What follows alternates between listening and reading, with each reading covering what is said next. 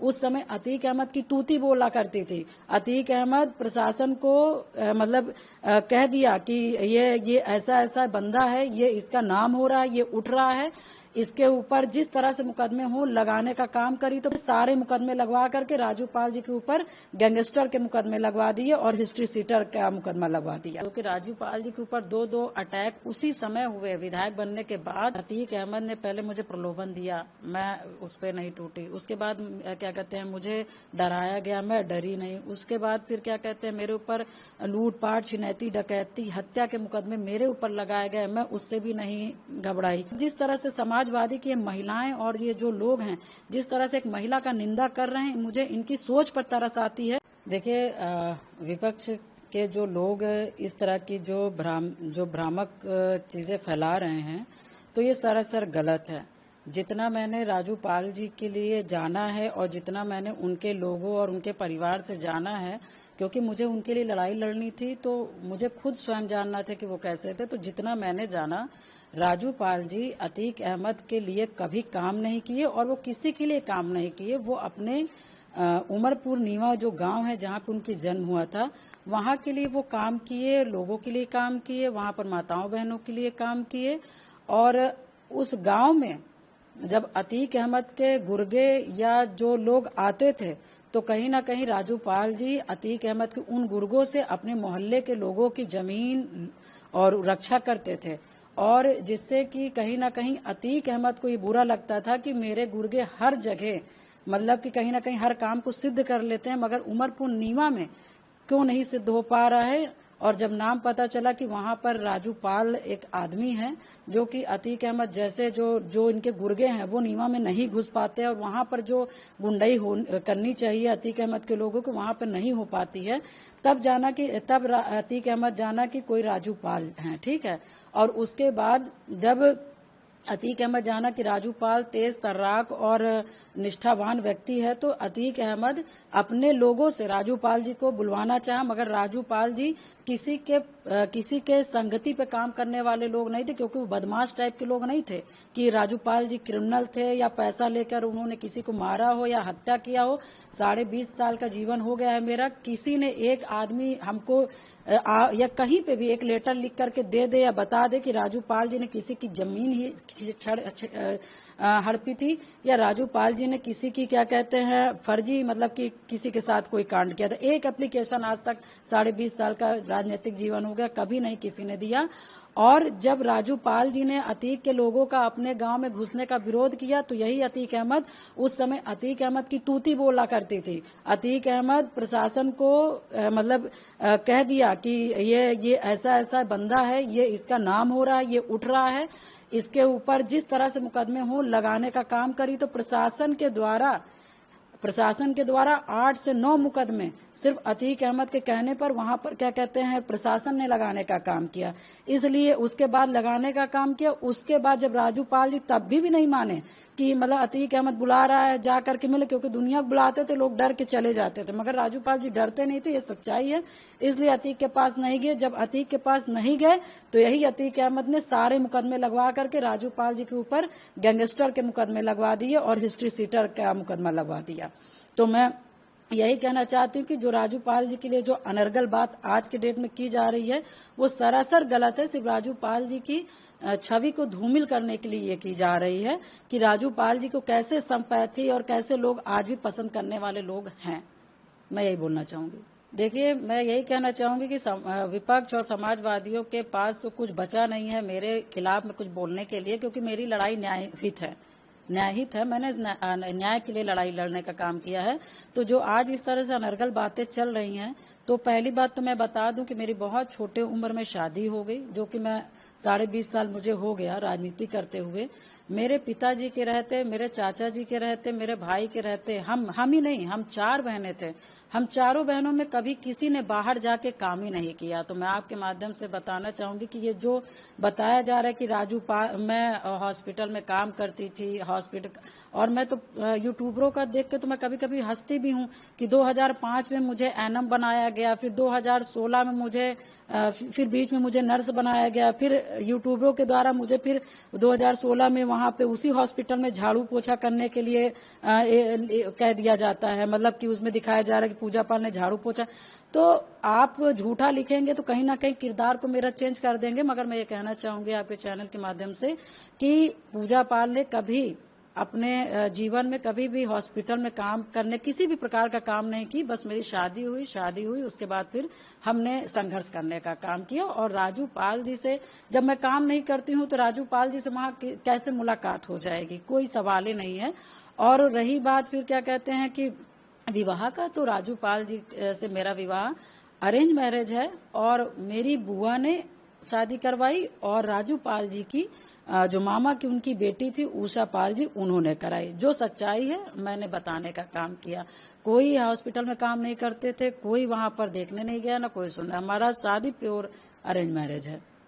बस ये है कि हाँ, राजू पाल जी के ऊपर क्योंकि अतीक अहमद से चुनाव जीतने का कहीं ना कहीं बड़ा राजू पाल जी को दिक्कत हुआ, जो कि राजू पाल जी के ऊपर दो अटैक उसी समय हुए विधायक बनने के बाद। और उसी के बाद फिर ये हुआ कि शादी होनी है, तो फिर परिवार लोगों की ये सोच थी और राजू पाल जी की ये सोच थी कि शादी हम लोग मतलब कि शादी जो हम लोग करेंगे बुआ, वो हम लोग क्या कहते हैं, हम लोग शादी वहाँ मंदिर से करेंगे, शिव जी के मंदिर से करेंगे। और क्योंकि अतीक ऐसा बदमाश आदमी है कि किसी को भी पैसा दे करके कुछ भी कराया जा सकता है, तो इसलिए बहुत बड़ी शादी न रख करके हम लोग छोटी शादी रख करके आशीर्वाद हम लोग को दे दीजिए, बस ये था। देखिए, मैं इसके बारे में यही बोल सकती हूँ कि अब मुझे तो बताना नहीं चाहिए, मैं चैनल पे ऑलरेडी बहुत विस्तार पूर्वक मैंने बता दिया, जो कि नहीं बताना चाहिए। लोग मना भी करते हैं निजी जीवन के बारे में बात करने पे, मगर न बताइए तो लोग कुछ भी छापते रहते हैं। जो कि मैंने पूर्णतः जो सही था मैंने बताया कि जिस तरह से, क्योंकि अतीक अहमद ने पहले मुझे प्रलोभन दिया, मैं उस पर नहीं टूटी। उसके बाद क्या कहते हैं, मुझे डराया गया, मैं डरी नहीं। उसके बाद फिर क्या कहते हैं, मेरे ऊपर लूटपाट, छिनैती, डकैती, हत्या के मुकदमे मेरे ऊपर लगाए गए, मैं उससे भी नहीं घबराई। उसके बाद फिर क्या कहते हैं, मेरे परिवारों के जनों को ऊपर लगाया गया, उसके बाद भी मैं नहीं टूटी। तो आप ये देख रहे हैं कि जिस माफिया से मैं लड़ती आ रही हूँ, तो क्या कहीं ना कहीं वो रंजिश दूसरी तरीके से नहीं निकाल सकता। तो ये मैंने बताया, जो शादी थी वो कहीं ना कहीं मुझे प्रयागराज से, मेरी राजनीति से, और मैं हट जाऊंगी तो राजू पाल का जो मुकदमा है वो खत्म हो जाएगा और अतीक अहमद से फिर से यहाँ कब्जा हो जाएगा, क्योंकि ये लड़की यहाँ नहीं रहेगी। तो फिर कहीं ना कहीं हमारी राजनीति वापस आ जाएगी, हमारी पहचान वापस आ जाएगी, राजू पाल का मुकदमा खत्म हो जाएगा। इस उद्देश्य से मेरे अपने ही लोगों को मिला करके किया गया। और जब मुझे पता चला तो मैंने इसका विखंडन किया और मैंने फैमिली कोर्ट में मैंने इसका दायर भी किया।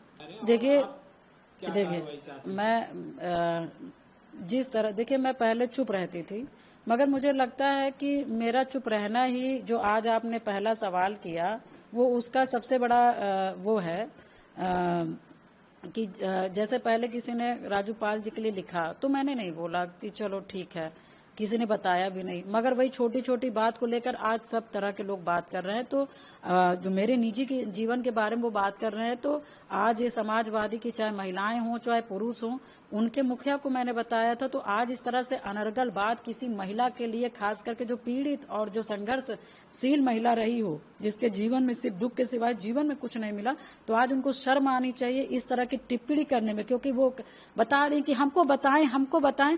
कोई इंसान अपना दुख या घटना या षड्यंत्र क्या घर में पेपर बना के, क्या पेपर घर घर में बांटता है?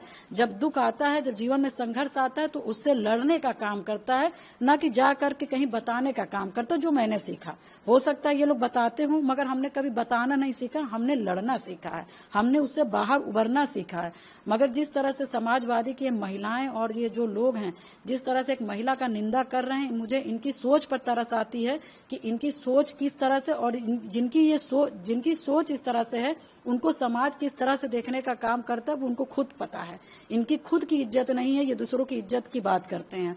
तो बस मैं यही कहना चाहती हूँ कि ये जो समाजवादी के द्वारा हमारे ऊपर जो निजी जीवन पे टिप्पणी की जा रही है, ये बहुत ओछी हरकत है। क्योंकि पता ना होता तो आप बात करते तो ठीक था, मगर बस ये है कि चाहे महिला हो चाहे पुरुष हो, कितना मैं बोल लूं पूजा पाल के खिलाफ कि ताकि हम नेताजी के सामने हम बड़ा सा नंबर कैसे लेकर के उनके सामने जाएं, बस इस पे लगी हुई हैं और किसी पे काम पे नहीं लगी हुई हैं। सिर्फ अखिलेश यादव जी को हम नंबर कैसे उनके सामने बढ़वा दें, इसलिए पूजा पाल के निजी जीवन के बारे में बात करें, क्योंकि कोई टिप्पणी कुछ प्रकार के नहीं है। और मैं यही कहना चाहती हूँ कि जब आपके मुखिया को पता है तो आप फर्जी नंबर लेने में क्यों लगी हुई हैं। मुझे तो लग रहा है कि ऐसी महिलाओं को, ऐसे पुरुषों को कहीं ना कहीं इन सब जो ये तुच्छ टाइप की जो हरकतें, इससे बचना चाहिए, क्योंकि समाज में हम आप सब लोग एक दूसरे को मैसेज देने वाले लोग हैं। कहीं ना हमसे समाज कुछ सीखने का काम करता है। और देखिए, षड्यंत्र, परेशानी, संघर्ष, घटना, ये किसी के भी जीवन में आ सकता है, चाहे वो राजनीतिक व्यक्ति हो, चाहे वो सामाजिक व्यक्ति हो, चाहे वो बिजनेसमैन हो, और चाहे वो कोई किसी तरह का व्यक्ति हो। ये सारी घटनाएं जो होती है वो किसी भी के जीवन में घट सकती, किसी एक का नहीं है कि एक ही के ऊपर घटा है। और जिस तरह से हमारे ऊपर टिप्पणी की जा रही है, हम इनके यहाँ की टिप्पणी करना चालू कर देंगे तो इनकी संस्कृति, इनके परिवार लोगों ने क्या सिखाया मुझे नहीं पता है, मगर मैं जानती हूँ कि मेरे परिवार के लोगों ने कभी ओछी हरकत करना नहीं सिखाया। तो मैं इनके बारे में बहुत कुछ नहीं बोलना चाहूंगी। बस ये कहना चाहूंगी कि एक जो पीडीए का जो पाठशाला ये लगाए हैं, इससे अच्छा है कि पहले पीडीए के पाठशाला से अच्छा है कि पहले ये लोग अपना एक पाठशाला लगा करके पढ़ने का काम करें कि हमें महिलाओं को कैसी इज्जत देनी है। तो क्या इन सब चीजों को लेकर आप आगे कार्रवाई या किसी से शिकायत कर रहे थे? हाँ बिल्कुल। देखिए, क्योंकि मैं जिस तरह से देख रही हूँ कि दिन पे दिन से भी है, लोग अपना नंबर बढ़ाने के लिए कुछ भी बोल जा रहे हैं, तो मैंने शासन में और मैंने डीजीपी साहब के यहाँ मैं गई और उनसे मैंने पूरा लिखा पढ़ी करके, जिन्होंने जैसे उल्टे सीधे, देखिए मेरे जीवन के बारे में आप सही लिखिए, मैं गरीब परिवार से थी, मेरे पिता दुकान चलाते थे, मेरे पिता साइकिल की दुकान थी, उसमें हवा पंचर सब काम होगा, मगर आप इसको लिखिए जो सही है। मगर आप किसी के बारे में गलत और अफवाह जो मतलब कि जो जीवन में हमने किया ही नहीं, आप उसको वो करेंगे तो ये गलत बात, उस पर मैं टिप्पणी करूंगी, उसका विरोध करूंगी। और मैंने शासन में मैंने डीजीपी को लिख करके दिया है और इसको कहीं ना कहीं इस पर संज्ञान लिया जाएगा और जो भ्रामक और जो गलत तरीके के तथ्यों को दिखाएगा उसके ऊपर कार्रवाई भी की जाएगी। ये मैं मांग करती हूँ शासन और डीजीपी से। Subscribe to One India and never miss an update. Download the One India app now.